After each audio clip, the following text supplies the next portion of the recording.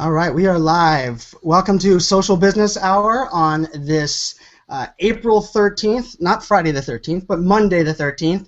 I'm Brian Fanzo, known as iSocialFans on the Twitters. You are tuning into Social Business Hour, which we are now a year in the making of Social Business Hour, which was Social Selling Hour. And for that last year, for every Monday, my co-host, my poor co-host, has been stuck with me on every Monday at 4 p.m. Eastern Time. But thankfully, she brings the smarts and the looks to the show every week. But how are you doing today, Rachel? I am awesome. I'm very excited about this show. It's one of my favorite topics and one of my favorite tools. So there's lots for me to be happy about today. Yeah, it's funny. I talked a little bit about this topic and the tool the other day, and I kind of caveated with the fact that I think of Rachel as the leading example of what really social listening, engagement, and truly what people are actually how people should be doing social selling. And so any tool that Rachel is the poster child for or promotes, I think that means it's a good tool in my book, and I want to find out more about it. So I'm excited that these guys are on. I'm actually going to have my notes out. I actually have Evernote on the other screen, so I'll be taking notes as well. But Rachel, why don't you go ahead and introduce our guest, and we'll go from there.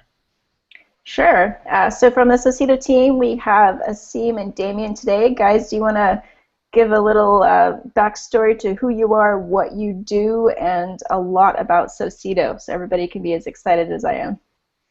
Absolutely, I'll jump in here. I'm the founder and CEO of Socceedo. We're based here in Seattle, Washington, an 8-person company today.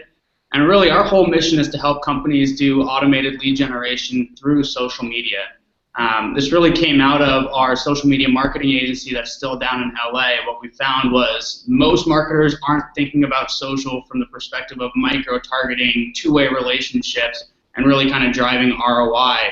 And so we did a lot of kind of technology in the agency, and have now pulled it out to kind of basically be a completely automated lead generation platform that discovers your prospects and then brings them all the way into your sales funnel. Yeah, and I'm Damien Fullerton. I've spent probably the last dozen years in sales, and mostly like outbound sales, banging my head over a phone, calling 80 to 100 calls a day. And I was brought in here into Socceedo as kind of figure the social media thing out. I'm pretty new to social media in general, like less than a year old when I started here. I started my Twitter account. Yeah, so completely new there. But I know what it's like being on the other side of things, on the outbound side of the sales, and what a change and what a difference it makes, being on the inside or inbound type of sales as well. So very cool. So let's get the party started here. So just so we give everybody a solid foundation for what we're talking about here, what is inbound marketing to you guys? Yeah, I think I can probably start. I originally started trying to make these answers fittable into a Twitter feed, but basically I say inbound marketing is providing value and education to your audience so they can find it when they are ready. Short and sweet. Yeah, a nice succinct way. Yeah, I think it's absolutely right? People equate inbound marketing to content, to really kind of pushing value upstream to before the buyer has even engaged with your sales rep. It is a little bit of a kind of a hot keyword these days, so I try to define it, a little bit tighter in the sense that, I really believe, one, it's a customer acquisition strategy, and so inbound marketing fuels a sales team, so it kind of needs to be looked at in the context of both sales and marketing. It's really an inbound strategy. And secondly, the way that I look at it is that inbound is where the prospect or the lead has given you some sort of proactive indication that they're interested in your value proposition or your company, your product, your service, before your sales team or your sales rep starts to spend a lot of manual, human-intensive time on that lead.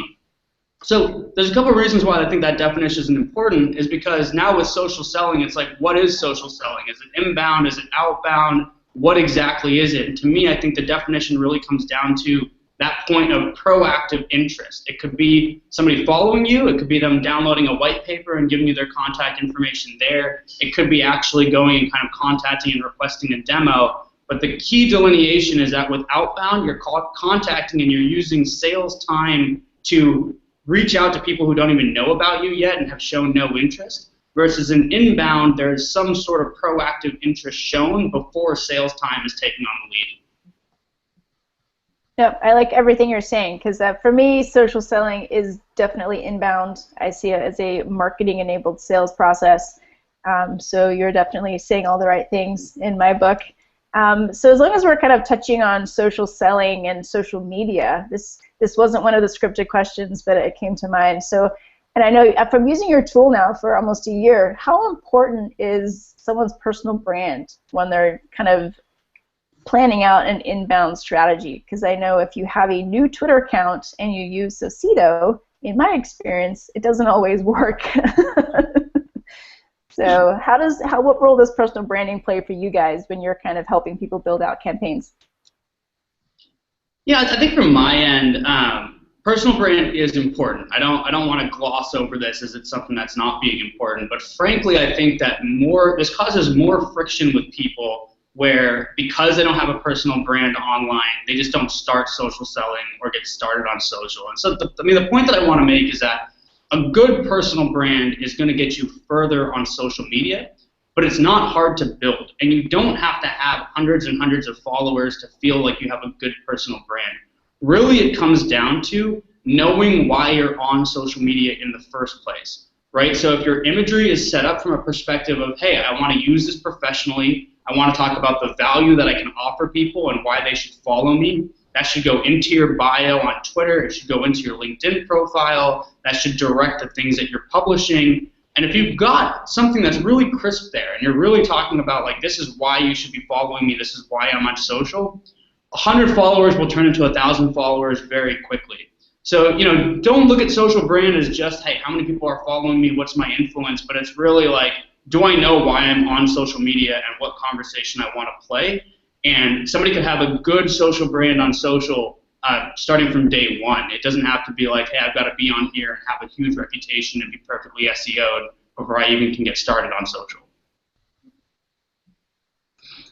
I was waiting for Brian to chime in with something about personal branding, because I know that's kind of his jam. No, I love the answer. I think those that are great in sales are great at storytelling and telling their value proposition, and really that's what personal branding is.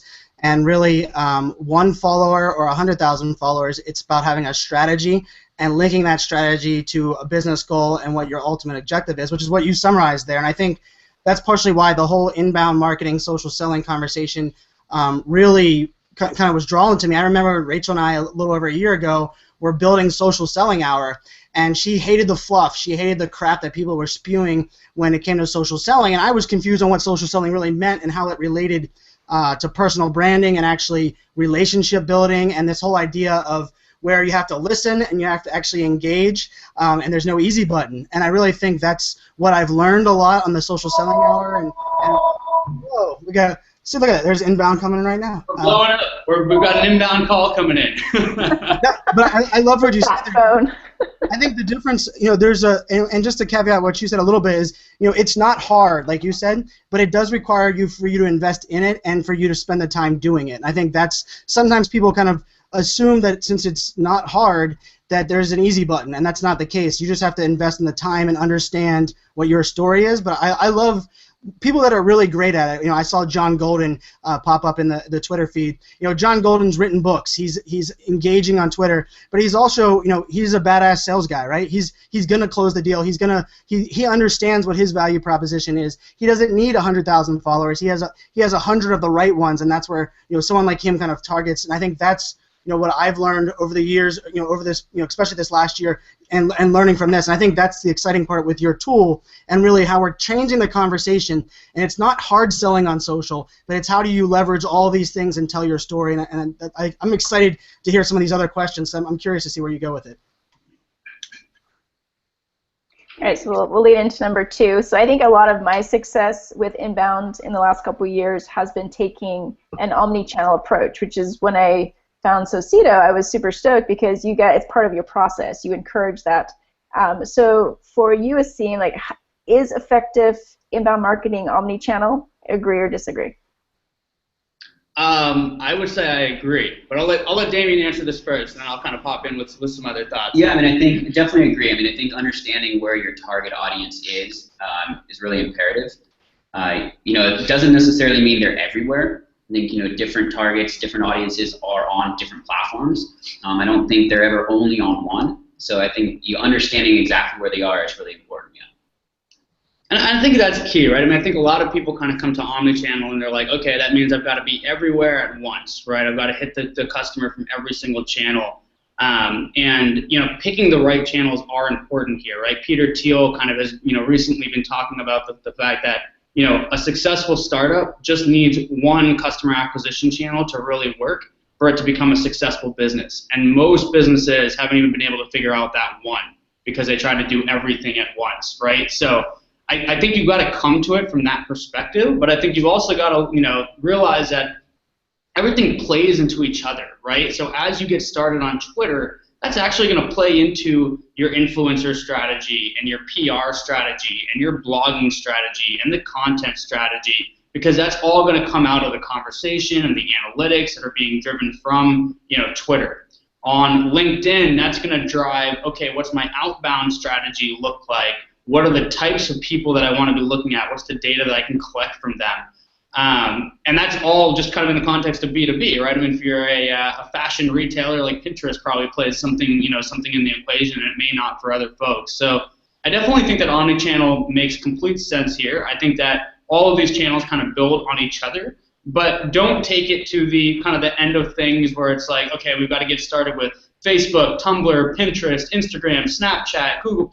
We've got to be on them all. We've got to do print. We've got to do TV. Okay, let's make sure it all happens, because really landing one channel and being able to create a scalable customer acquisition process where your customer acquisition costs are lower than what you earn from the customer, that is goal number one, and most businesses haven't figured that out just yet. So I think focus there first, and then think about how omnichannel kind of plays into that one channel that's already working. No, I love that, and I think that's that's partially what I argue about. And I love if I could have had played buzzword there, and you said strategy numerous times, and I love it because I talk about being everywhere, but you can't be everywhere unless you have a strategy for each individual platform. So don't try to be everywhere until you have a strategy, and that requires you to understand the platform, check and listen to see if your actual customers are actually there, and then decide on a strategy that actually not only doesn't turn into a time suck, but that you don't want to be good everywhere. You'd rather be great at the places where your customers are at, and I think that's really what you were summarizing there. And I don't hear that enough. I think when you talk about Omni, the idea of everywhere really only makes sense if you have an everywhere strategy. And too many people just spray and then blame the tools or blame Omni. Oh, nobody listened to me. Well, no, your audience isn't on Tumblr, or sorry, I haven't checked, you're selling to this target demographic, they're not on Snapchat. Don't be everywhere if they're not there. That starts that strategy and listening. So I love it. I mean, that's home run right there. And I see it on Twitter. Everybody's kind of jumping on that same thing, on the idea of strategy. So maybe that's the drinking game we have afterwards, is we listen back, and every time we say strategy, we take a shot. And just one more thing to add on there, I think that this is actually particularly a problem with social, because when people get started with social media, they look at the cost as being very low. And so the natural thing is you come to social and you're like, okay, we've got to get started on Facebook, Google+, Twitter, Pinterest, and Instagram. But it's all free, right? So like we might as well get started with all of them. And what people miss is that these things actually aren't free, because it takes your time and energy to do these things, right? So in every single one of our marketing meetings, we're constantly going through all of the different channels that we're working on and thinking about how many hours we're spending on them, and are we getting our bang for the buck versus how much hours we're investing.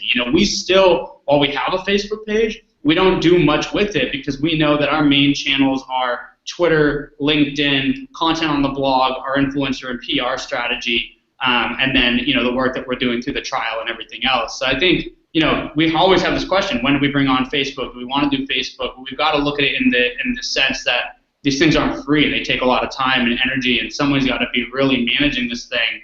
And getting started with social and trying it for 1 or 2 months isn't going to really test a channel. You've got to commit to it for 3 months and really put some time and energy there before you can realize that, hey, this thing is working, and it's going to become a valuable channel for yourselves.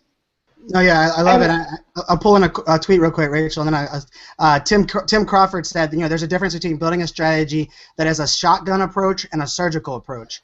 And I think that's actually a good caveat there, is because you can have a strategy that does kind of fire at everything, but I can almost guarantee that doesn't work in social today. That used to be the way it worked, right? That's the people that were, are living off their book they wrote, 8 years ago and still claiming that's social selling, is that, you didn't have to customize a message. Nobody cared about personalization. They're still the same ones that send me an email that says, "Dear user." Like, yeah, that's personalized. Give me a break. I know that's, automated. And I know Rachel's soapbox on, automation done wrong. And I think that's where we're going to get into a part of this, because I think that's the difference is, having a strategy that's everywhere, a shotgun approach is valuable if you understand what everywhere needs to happen. So, Rachel, sorry to jump in there on you.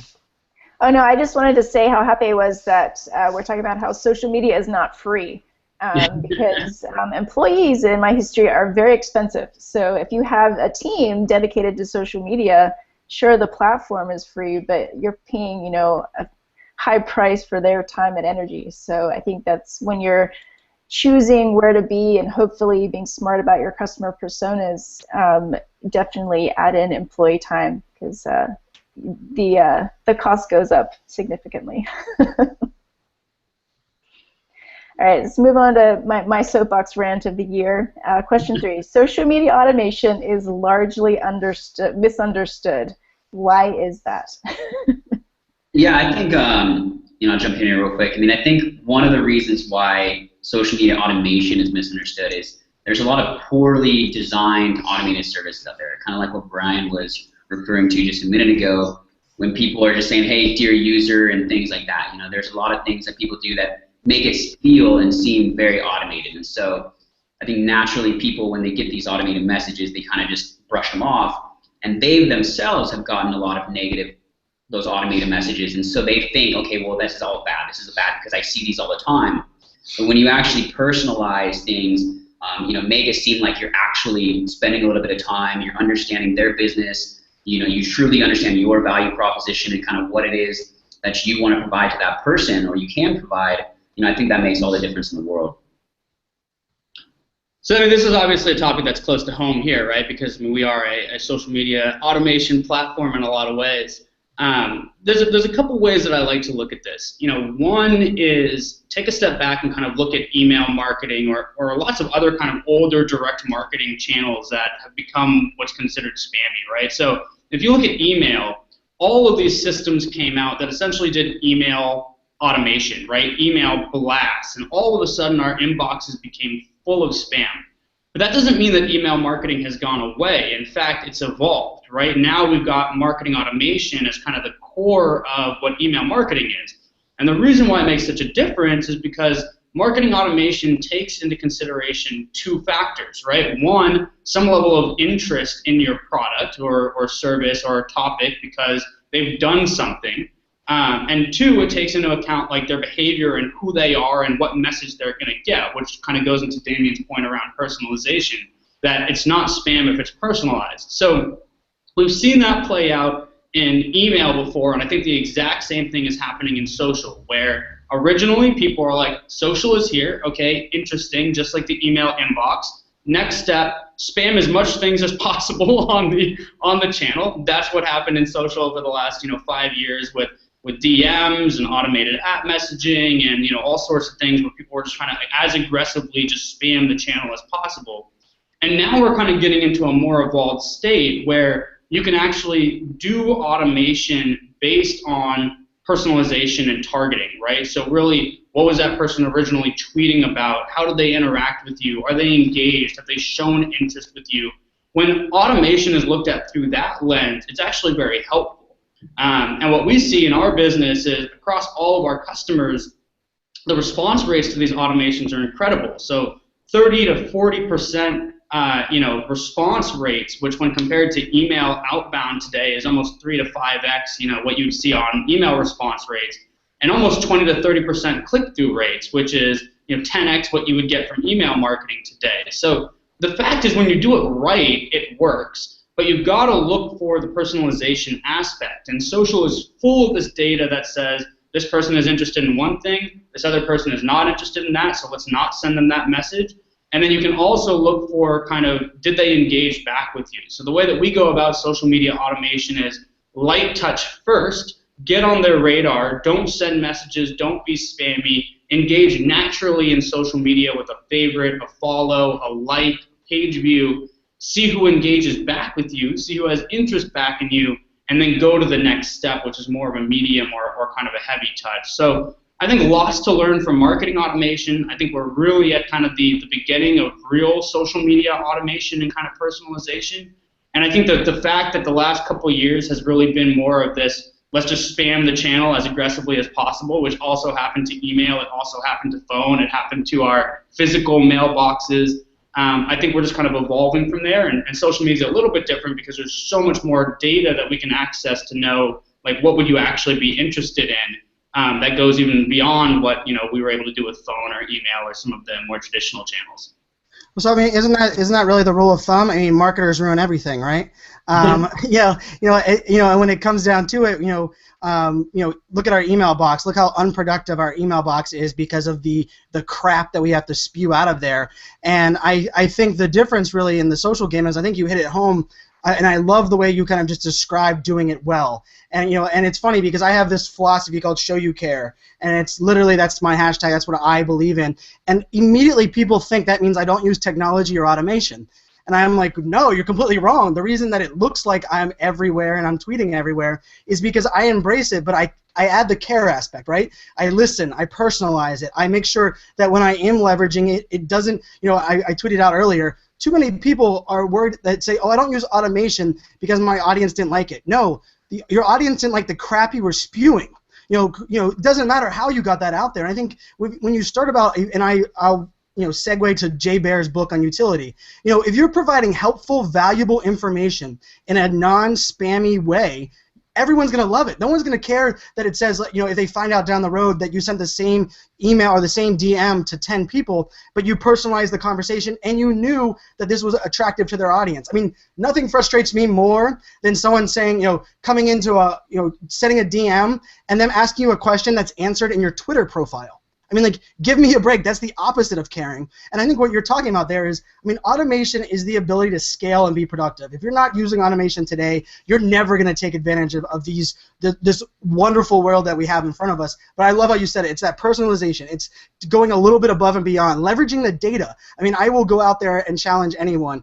Anybody that complains they don't have enough feedback, they don't understand their customer enough, is full of crap. They're not listening correctly, because all of that information's out there. Use it to your advantage, customize your message, automate that. I love it, guys. I think that's awesome. I think that's the message we need to hear, and we need to put that on every damn blog that says that automation is crap, because it's not automation's problem. The problem is between the chair and the keyboard of those that are using automation. And I mean, to be perfectly honest here, this is a cultural shift, right? Because just this frankly was not possible until the last 5 to 10 years, right? And social, with the amount of data that you can get, from these new digital marketing technologies, marketing just was not this 10 years ago, right? I mean, when I watch TV, there is no way for the marketer to not serve me an ad about Viagra or makeup, right? They just don't know who I am. With social, you now can, right? And so you're able to get to these points where with email marketing, you were just blasting out a message. Now with marketing automation, did this person click on a link about a certain piece of content in the last message? If so, send them more pieces of content around that topic area that can be valuable to them. Same thing with social. Who I am, what my interests are, what I like. And my gut feeling here is that 20 years from now, 10 years from now, if marketers start to do this right, and I think it is a little bit of a cultural adaptation here, I don't think that you'll have that kind of that perspective of marketing ruins everything when it comes to these new channels. Because frankly, if consumers and companies can be linked together in a more efficient way, that's helpful to both parties, right? If I can find the products that I need, if I like to help, or if I like to hike, and brands give me information on what hikes to go on and what I should pack in my bag and how to get the best products, that's good for both sides of the equation.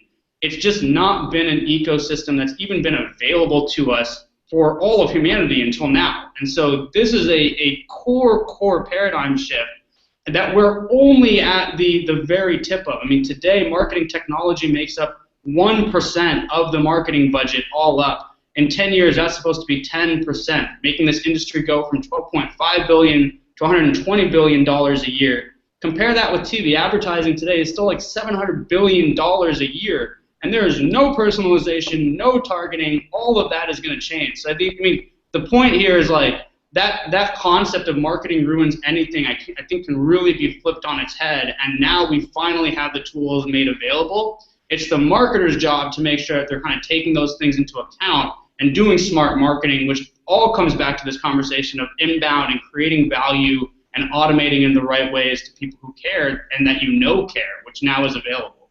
That's awesome. I love it. I talk about the iBeacon technology being a game changer. Like I truly think that when I'm walking through a mall, I want them to leverage that technology to personalize my experience.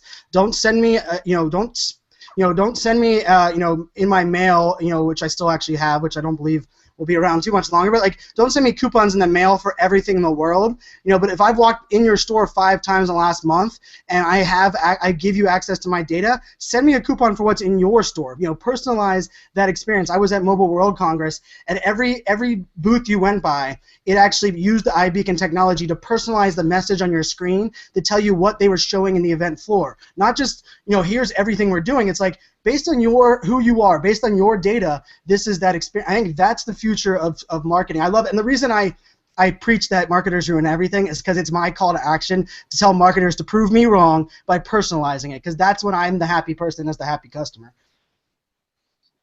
Right, Rachel? That's right. Marketers make everything better. Agreed. Damn it. Put that on a bumper sticker. You wouldn't even know about it if there wasn't marketing. I know for me, like being in marketing, especially the last 10 years, has been incredibly exciting, and not even more so in the last 12 months. Social media automation has opened up so many more avenues for B2B marketing, and just that ability to pivot, like the access to data and to quickly modify things is incredibly cool. So yeah, marketers make everything better. Question 4, moving on. So as we know, we are all on social media. Your customers are definitely on social media. How do you suggest that sales and marketing professionals accurately identify prospects online?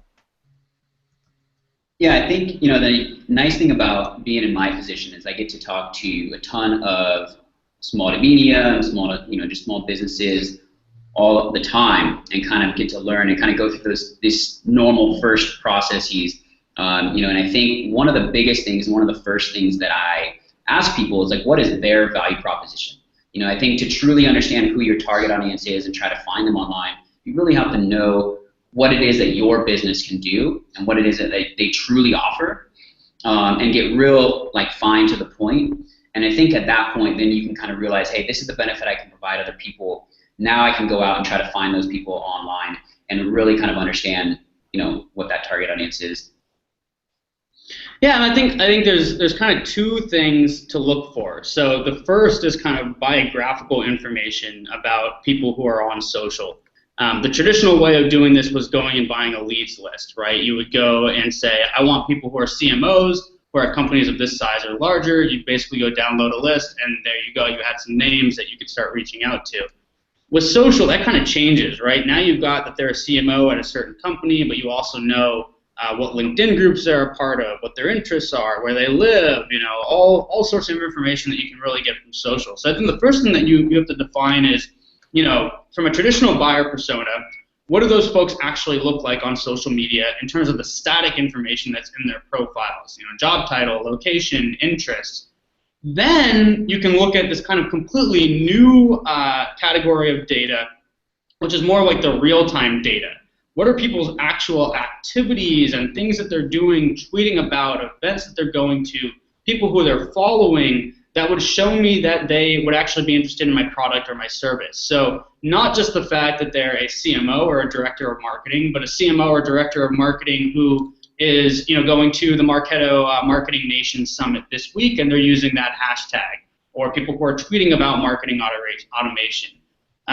So I think you can kind of look at both of those types of data. One, bio, which people are a little bit more used to, and then secondly, this actual kind of real-time topic data that people are sending out through their various feeds. And then finally is kind of this engagement data, right? So do they actually engage? Kind of testing it lightly and seeing, hey, does this person follow me back? Do they retweet me back? How often are they tweeting about this content? Do they follow that person and this person? And that allows you to kind of pare down who you're actually spending time on and going deeper with.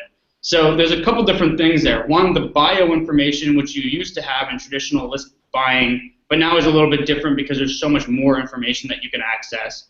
There's the real-time data that now comes in the form of all of these activities that essentially come in the feed of social media sites. And then finally, the engagement and behavioral data that they actually engaged with you on social media and they showed some sort of active interest. That's then your like best set of leads that you want to go and get on the phone with or email or try to kind of bring them into a deeper sales conversation. I mean, I think that's interesting. I mean, I think you said something there that I wanted to kind of just jump on from the standpoint of, data, real-time data. So everybody's worried about real-time data. But if you don't have all of that other static data, that dynamic data that is already kind of housed, you'll never be able to respond at the right time, right? And I think that's the problem. I think a lot of people worry only about that right-time data, and then they say, well, I don't have enough. And it's the idea that you have to build that, almost that knowledge base, that repository of all that data, so that when the real-time, action comes, you can kind of connect the dots. And I think, I played poker for a long time, and you talk about nonverbal cues. And, someone just because they scratch their nose does not mean that they're lying. But if they have 3 other tells and all of them are built up to where every time all 3 of them are the same and someone scratches their nose, they're lying, that's a tell. And I think it's the same thing with this data, is you have to be able to calculate and do more of this big puzzle. I know Rachel's laughing because I'm connecting poker to inbound marketing, but I think that's kind of this element of data. I think too often people either rely only on old static data, and I call that like a resume, and I think, or they only think they need to respond to real-time data, and because they don't have the knowledge or the repository built up, they can never respond at the right time. I think you hit that home. I just put a tweet out. I wanted you to hear it from me. Without question, the best description of inbound marketing I've heard across the board. Kudos. That was really good. All right. I can jump into the next question now. So we're talking, this is question 5, right? So we are talking about attracting attention and creating conversation, which is definitely something I'm not afraid to do or embrace it, but I think too many brands don't understand this. So, when we're talking about this being essential for social media, what are some tips that not only brands but personal brands can do on social to actually not only create conversation but actually attract attention? I'd love to hear you guys' response.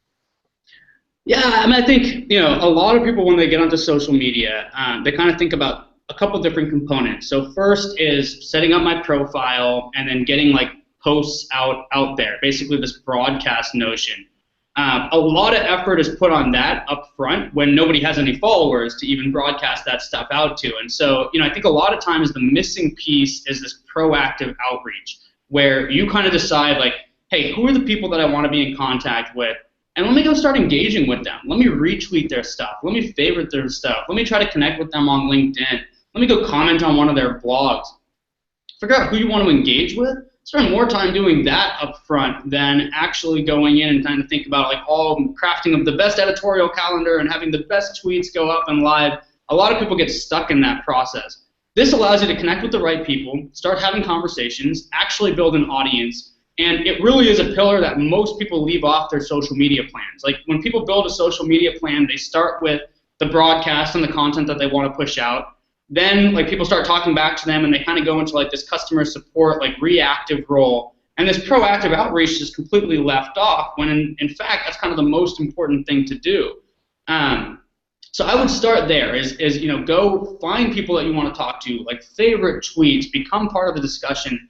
Ask really simple questions too. A lot of times people are trying to have like these like profound, tell me your opinions on this, thing and how you feel about this. Ask like really concrete questions like, do you do this thing? Yes or no? Like, what is a one-word answer for this? Because if they're a stranger and it's easy to answer while they're on the train and they can pull out their phone and they can get back to you, you're going to get some responses from really, really high-level people. Whereas if you're asking for like their thesis on what's happening for the next year and all this kind of stuff that you can't even fit into 140 characters, they're just not going to get back to you. So ask really specific questions. Always keep the conversation going. But it really starts with kind of proactive outreach. Figure out who's having the conversation you want to be a part of and just join in. Favorite, retweet, ask questions. That's going to build the audience way more than kind of figuring out what your editorial calendar should be. I agree, and I love that you're talking about being proactive, and you kind of layered in being respectful of the platform in there, because yeah, if people send you those part 1 of 2 tweet questions, come on now.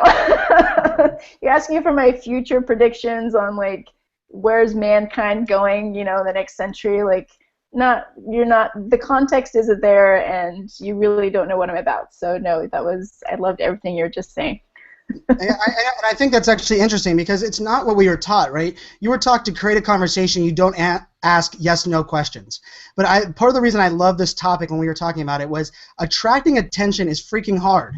And the reason Snapchat is exciting right now is because you have to hold your finger on the button, and it's acquired attention. You know that they have to have their finger on the button. So part of that what you were talking about there is that when you at least attract their attention to where they answered you, now it's your chance to kind of do the next step, go proactive on what you're going to take that towards. But you're right. Too many people work on this, like, and here's a news break. Nobody cares. Nobody wants everybody or wants someone to believe that they know everything. I don't care if it's online or offline. So, for all these people that build personal brands to all of a sudden sound like a scholar, I don't need to work with a scholar. I need someone that wants to listen to my problems and can help solve my problems. And if it starts with a simple yes/no question, I answer yes. You ask what tools I'm using or how I'm liking the tools, and all of a sudden that just segues into dialogue, worlds of conversation, instead of you pronouncing your crazy knowledge on me, and I'm overwhelmed, and I'm like, well, that guy thinks he knows all this thing, or his ego's too big, and you just kind of ignore it. So I mean, not only is attracting attention harder with all this crazy noise, and people got on this whole content is king conversation where you're just creating a bunch of crap, but I think you're right. I think it's attracting that attention, and then it's your job to do something with it. And some of those times, that as simple as a yes/no, there's some great brands that do that on Facebook, and they get me every time. Is they they'll say something like, did you have your Dunkin' Donuts coffee today? And I'll be like, nope, sure haven't, wish I did. And then it's like, well, why didn't you? Do you have a location that's near you? Have you got our dollar coupon? And now I'm like, damn it, now I'm going to drive past a Starbucks to go to Dunkin' Donuts, right? And it's because they attracted my attention, and then they sold me afterwards. And I think that's kind of a great lesson learned here. And I think too often people think of it the other way, and maybe that's the new way of thinking. It's this whole millennial mindset of creating a conversation, attracting attention online is much different than what it used to be offline. Totally. And one thing that I would add to that is, also, try to get the conversation to a place where you're actually comfortable having the conversation. I think a lot of times people will get caught up because it's tough to actually have a conversation on 140 characters. We all know, like, LinkedIn is now trying to get more and more stuff into their inbox, where you've got to go to the LinkedIn inbox. We know the Twitter inbox, DM inbox is hard to deal with. It's hard to kind of go through all these notifications and stuff like that. So, like, it can be overwhelming to have these conversations on the social platforms itself. Start there, but know where you actually want to have the conversation in the long run. If you want to get them on a phone call, start the conversation on Twitter, and then just say, hey, be interested to have a 30-minute call. Like, can I get your email address, or can I take this? Can I send you a meeting request for this time? Don't be afraid to ask to move the conversation to a place where you're more comfortable having the conversation, where you think it'll be more productive. Ask that early, and a lot of times people will give you their phone number. They'll give you a time when you can talk to them. Or use a more scalable method, like you want to drive people to a demo request page, or to a landing page, or to a video where you can explain a little bit more. Don't be afraid to do those things. Think of social as a conversation starter, but realize that, at the end of the day, it's great if you can have a coffee and sit down and really discuss something with someone. So don't be afraid to move the conversation and hook it into kind of what where you would already be having those types of engagements.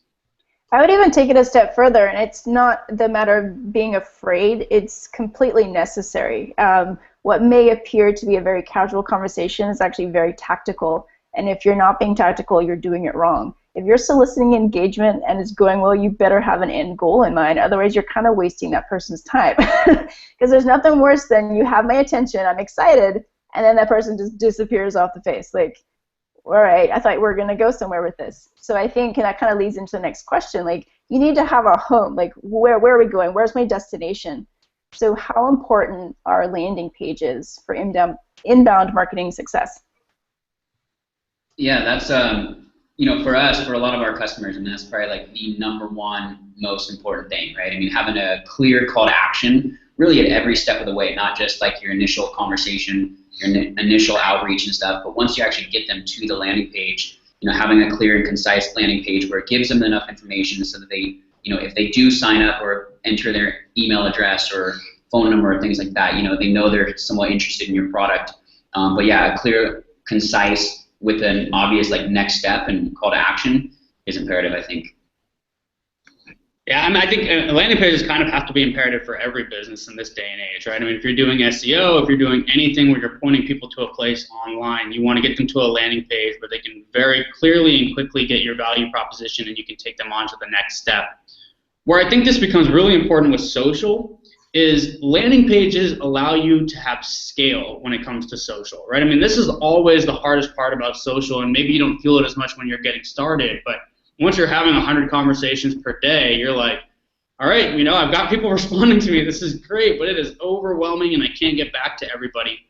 Landing pages give you the ability to scale this thing, right? So rather than having to have a conversation with every single person to point them in the right direction and have a conversation, you send them to a landing page where there's a great video that explains what you do, gives them a call to action, and you can easily take that person to the next step. Where then you have other scalable methodologies kind of built out, whether that's your inside sales team or it's an email marketing automation campaign, a video campaign, maybe it's a free trial or a tool set that people can use.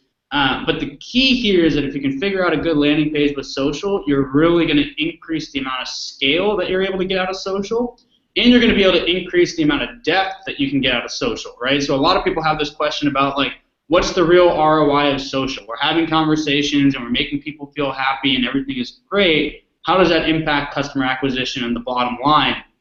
The landing page is the connector between those two things, right? It takes you from having a conversation and generating engagement, awareness, and excitement to actually then having a concrete impact on the pipeline. So I would definitely recommend it for everybody, whether you're getting started or on your way, but the key is that this is going to introduce scalability to your social media outreach, your social media, social selling programs.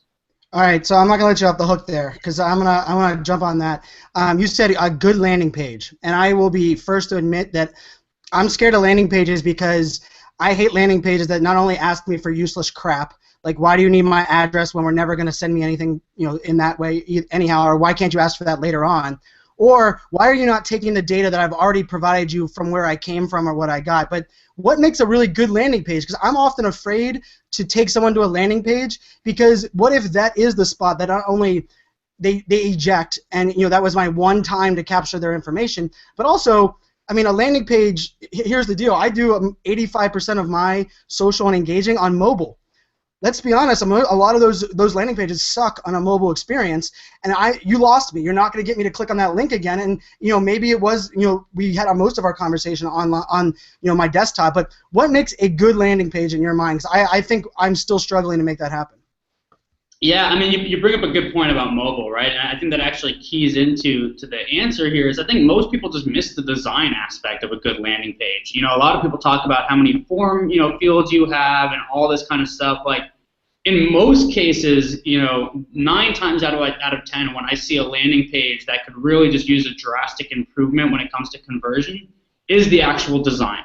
So all of your landing pages in this day and age should be mobile friendly because that's where people are on social and they're hearing about your products. And frankly, it's the easiest thing to just get somebody when they're on their phone, just type in a few fields and then take them to the next step in your buyer process. So mobile optimization is key. I think secondly, crisp on value prop, right? I think the headline on a landing page, what benefit it is that you're providing to your customer, and 3 bullet points about how they can actually really understand that. Probably the most key thing that you can do on a landing page is getting that right. And a lot of times you already have knowledge about what that is, right? It could be coming out of your Google AdWords results in terms of what ad text is converting highest. It could come out of what tweets do the best for you. It could be coming out of anywhere where you've seen copy that works. That can kind of become the core of your value prop on the landing page.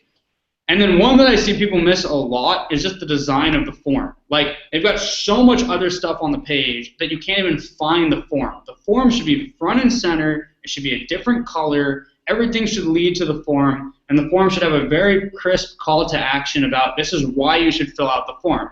It's because you get a free trial. It's because you get an ebook. It's because you get a webinar. It's because you get access to something. It's because you want to request a demo.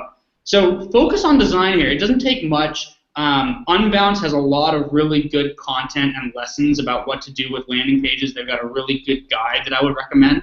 But focus on the design. Really, a lot of times, like just getting that form into focus and having a crisp call to action so that when people land here, in 5 seconds, they know what it is that they need to do, what it's about, and why they should do something. A lot of people miss that point. Agreed. It has to be highly relevant to the conversation that was taking place. I think people, they throw you over to a landing page, and then it's clear, yeah, you're signing up for something, but it doesn't exactly echo what you were discussing. So I think my advice to you would, don't be afraid to have a bunch of landing pages and really A/B test and share the right one with the right person. Even if it all funnels through to a free trial, make sure you're sharing the appropriate one with that person. And to kind of reiterate Brian's point, progressive profiling, it has been around for a very long time, so only ask for information that you need right then and there to convert. Don't ask for a mailing address if you're never going to send them anything, because that's the first thing will get me to turn away too. I don't like mail, so yeah, and I don't want you calling my mobile phone. Nothing like I like whenever like I have the auto form filled out in my Google Chrome, and when it needs information that I don't have already programmed in my thing, I'm like, oh, you've asked for too much.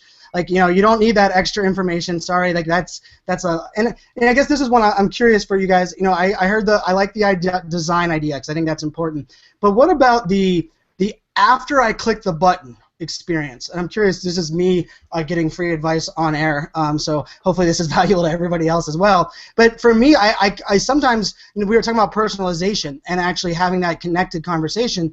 Is oftentimes I click that button and then I'm in this real-time world where I'm just like, well, now what did I do? Like, I gotta wait till some guy gets to me in his CRM system and calls me back 10 days from now. Like, what are some tricks or some things that you've seen done well after landing page form has actually been clicked to kind of continue that conversation?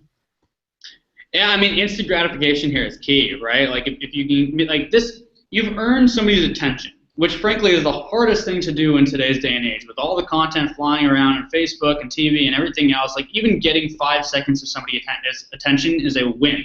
You should treat it as a win, because if you've got somebody's attention and they've clicked the call to action and then they have no next steps, you've lost them in a period of like 10 minutes of interest they had, that they've invested in your product and your solution and whatever it is. So if you're offering them a piece of content, try to get them the piece of content immediately. If it's a webinar, you know, try to get them like a 10-minute overview of what's going to happen, or maybe recordings of previous webinars that somebody could just jump into right away. If it's a free trial, they should be able to get instant access to the free trial. Now, let's say it's like a request for demo where you've got to have a salesperson reach out. Take them to the salesperson's calendar. Let them put a time right on the calendar, and then give them a 3-minute demo video so they can be prepared for the demo and know what's coming next. You've got an opportunity of somebody, an interested lead, who has given you their time and attention, and you're not taking it. You're not leveraging it because you're saying, hey, check your email back in 5 days. So the more you can do with instant gratification, I think it goes a really long way. It's actually one reason why I don't necessarily like the Twitter lead cards, because you're advertising, and they basically just say, you know, okay, click to register. They get the email address from Twitter, but they haven't actually been taken to any piece of content. They've got to wait for you to then email them something. Now that might have slightly changed in the recent past here, but the point is, you know, once they've actually clicked go, give them something to go to, and really capitalize on the time that they've now like given you to say, I'm interested in what you're doing, and I'll give you another 10 minutes if you can show me something valuable.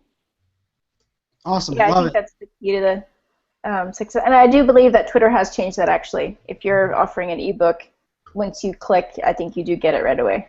Awesome. Yeah. So I'm going to skip to question 8, because I think we just kind of covered some of the most common roadblocks and gave some great advice to the people listening. So question 8, how does a social media automation tool or an inbound lead gen tool such as Socceedo complement existing solutions? Take that? Go ahead. So I think, you know, we kind of played right at the top of the funnel, right? So finding folks who are tweeting about certain things, following certain people who don't know about you yet but would be good prospects. So there's a couple things that happen like before and after Socceedo that really we can kind of integrate with or play right into what you're already doing. So email marketing is one, right? You're using a marketing automation system or an email system like MailChimp. You need to get more email addresses. That's where something like Socceedo can come in to go and find you all the people who would be interested in your content or your emails that don't already know about you, that you can now get on their radar and push them to your email registration form. You're doing content marketing. You've invested a lot of time and money into building out a fantastic ebook. And now the question is, how do I get people to this ebook without having to wait for SEO to kick in? That's where proactive social media outreach can come in. That's where Socceedo can come in to drive folks into that landing page.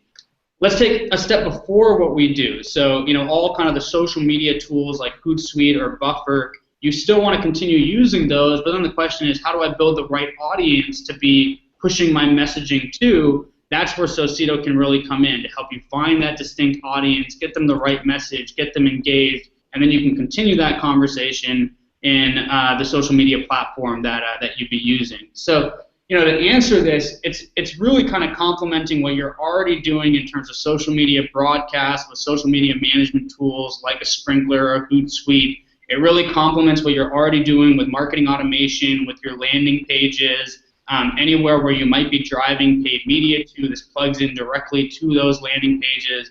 It also plugs into a inbound sales or an inside sales team, right? So if you've got a sales team that is going and kind of doing cold outreaches to folks, you can pull from social who are the people that have already shown some sort of interest or tweeted about things that you should be contacting first. We plug right into that process, right? The sales guy is already used to going and reaching out to people. This just becomes another line item on their list of folks to reach out to. And then it also plays with getting inside sales reps or sales reps in general, kind of a bigger brand on social, giving them a really easy way to automate their social presence so that they can really focus on the relationship piece of sales. So anywhere where you're already doing social media management, landing pages and demand generation to those landing pages, email marketing, SEO, paid media like SEM or pay-per-click, or you have an inside sales team, we plug into those processes pretty seamlessly. That's really interesting because I think I'm actually giving a presentation on Wednesday on who owns social media, and that's kind of like the topic. And I think that's such an interesting conversation in this world of social business. And unfortunately, I think social media, when they added the word marketing at the end of it, I think always got bucketed to only living in the marketing department. I think the true ROI is really connecting that to the business goals, which is really helps in the social selling aspect. But I think the way you just kind of explained, kind of connecting all of those dots, but also, passing things along, I think that's really hard in a non-collaborative culture to do what you were just describing. But I also kind of love that because if you're not in a collaborative culture to begin with, you're not going to succeed in the day and age we're living in. So I think that's kind of this conversation that really you hit really home really nicely, is because too often people worry about that ownership, and is the marketing team handing me leads, or am I working with the digital team? Because I mean, what we've been describing this whole day was about creating landing pages. You have to know how to sell. Really, you have to have a Swiss Army knife of skill sets to really understand all of these things, and you need a team to kind of pull that off. So I love hearing that. I'm curious, where do you guys see a majority of the customers? Because you talked about Hootsuite and Buffer and still wanting to kind of leverage those. Where does the training, because I think training is the hardest part. People think of training as a one-time event, and not only do the tools change, but the process change, social media change. Where have you seen training, training in this whole scheme work best for success with these tools and this solution? I mean, in some ways, it kind of goes back to our conversation about inbound marketing, right? The training starts right when somebody learns about who you are, because it's on your blog, it's on your Twitter accounts, and you're kind of constantly getting them to deeper down the funnel pieces of content that helps with the educational process.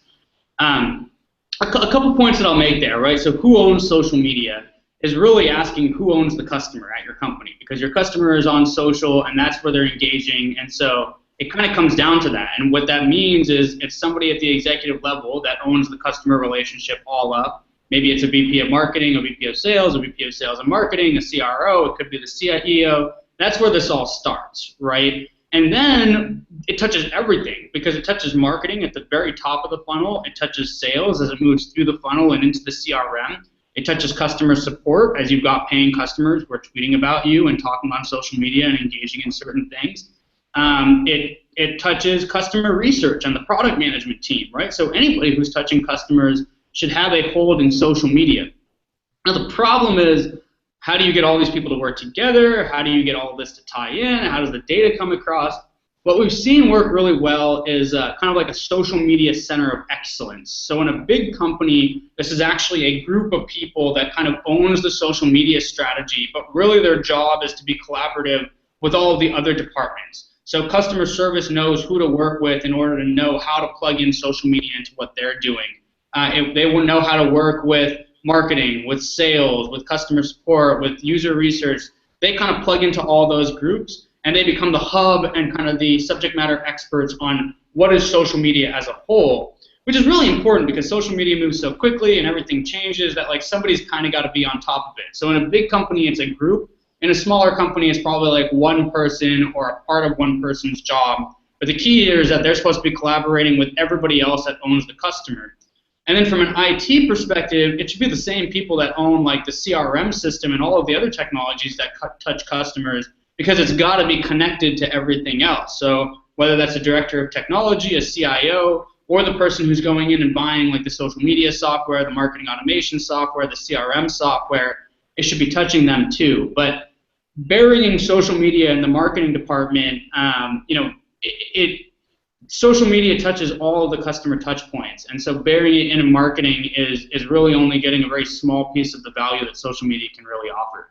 Now, I have to ask you, you're good at social listening. Do you have a camera in my room? Because I use the words social media center of excellence on my slide. I'm going to screenshot it out there that I'll be presenting. You literally talked about, like, I mean, line item by line item, and I'll have to give a shout out because our friend Jim Keenan, who was a guest on our show before, Rachel tweeted out, before you gave your answer as well, in my opinion, customers own the social media, which you then reiterated on air, and Jim Keenan, tweeted out and said, "Who owns social media? We the people, the micro influencers." So I think we are making the rally call, and I cannot believe how your it validates, because you've been dropping knowledge bombs the whole day, but it validates what I was talking about on my slide that I'm presenting on Wednesday. Because I mean, literally, I put in there, create a social media center of excellence. So I think we're on the exact same page. That's awesome. Good deal. Very cool. We can end the show with mind meld. That's always fun. Yeah, no kidding. Good job, everyone. Yeah, and it's been a huge honor to have you guys. So thank you so much for sharing more about who you are, what you do, and why everybody needs to be more respectful of social media automation. Absolutely, yes. Yeah, thank you so much for having us. And just a quick pitch here, if anybody's interested in giving Socceedo a try, we've got a 14-day free trial. You'll get connected to a customer onboarding manager just like Damien here, so we can help you with the training perspective. We can get you set up and show you results in that 14-day trial. So if you are looking to spin up kind of a proactive social media outreach lead generation strategy, we've got a free 14-day trial with a very well-designed landing page on our homepage.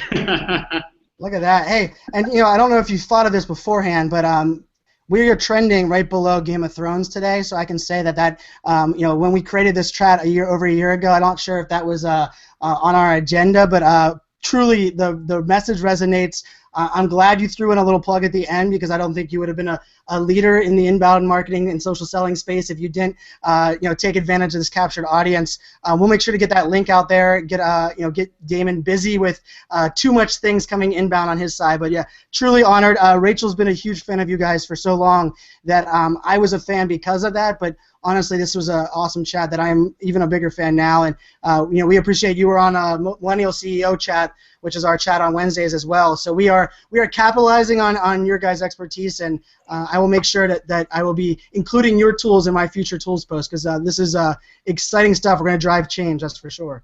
No, this is truly amazing. Thank you guys for setting this up. We're really honored to be on the show. What you guys are pushing out there, I think, is absolutely what we need, and we're very happy to be a part of it. So thank you so much. We're happy to be here. Thank you. All right, you guys have a good one. Social Business Hour family. Remember, every Monday at 4 p.m. Eastern Time, 1 p.m. Pacific. We are here every week. We've been here every week for over a year, and Rachel will be stuck with me for more than 1 year. And if you need to watch some of our old shows, go ahead and check out millennialceo.com/SBizHour. We have all of our shows, 50-some plus shows sitting there on our website. I think we're going to have to improve some of our landing pages now that I got some landing pages tips from this week. But we will see you next week, same time, same channel. And I say the challenge is out there to trend every Monday with Game of Thrones. So we will see you guys next Monday. Cheers. Thanks. Have a good one.